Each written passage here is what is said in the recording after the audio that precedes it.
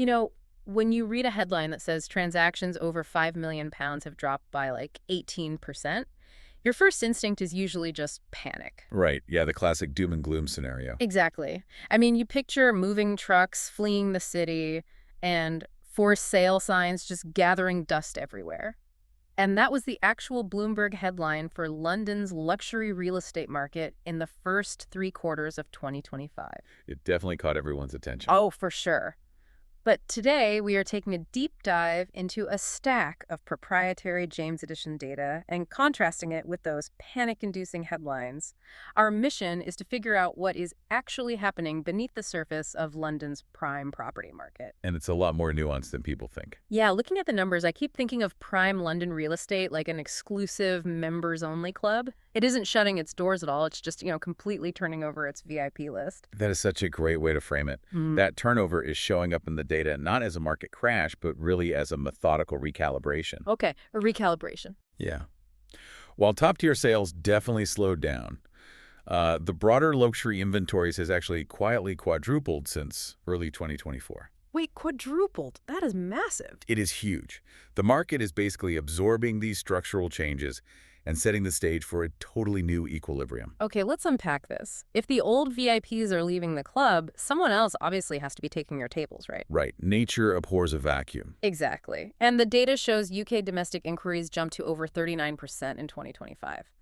But I have a hard time believing international money is just completely abandoning London altogether. No, definitely not. So are these peripheral buyers simply getting spooked by headlines, or is there a tangible financial factor pushing them out? Well, if we connect this to the bigger picture, the core international money is actually holding incredibly steady. I mean, the United States is still the largest international source at about 17.4%. Oh, wow. Yeah, and interest from India remains perfectly stable, too.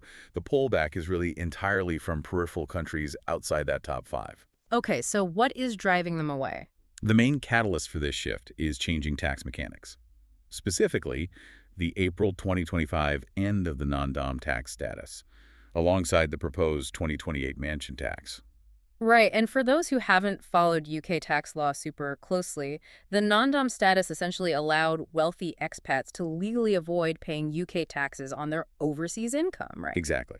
So with that exemption gone, the fundamental math of living in London completely changes for an international buyer. That makes total sense. Yeah, and combine that with a potential wealth tax on high-value homes coming up in 2028, and you have buyers simply reassessing their geography and their tax residency. It is really just a calculated financial adjustment. So the transient international wealth is stepping back, leaving domestic long-term residents to absorb all this new inventory.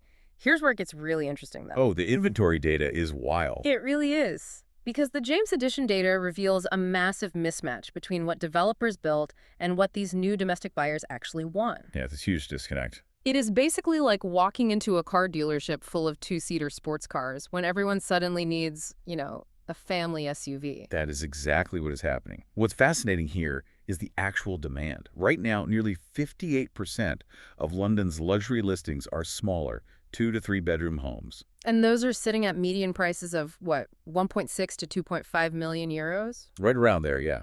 But the buyers walking onto the lot, they don't want the sports cars. They are looking for properties with 5 or more bedrooms, which usually carry a median price around 5 million euros. Let me guess. Developers spent the last decade building transient, lock-and-leave pied-à-terres for those old international VIPs, and now they are just stuck with a huge oversupply of small flats. You hit the nail on the head. They built for a demographic that is shrinking. Those large family estates make up only about 20% of the available inventory, yet they attract a staggering 37% of all inquiries. Wow, almost double their share of the market. Yeah. And if you look at 4-bedroom homes, inquiries there surged 62% year over year.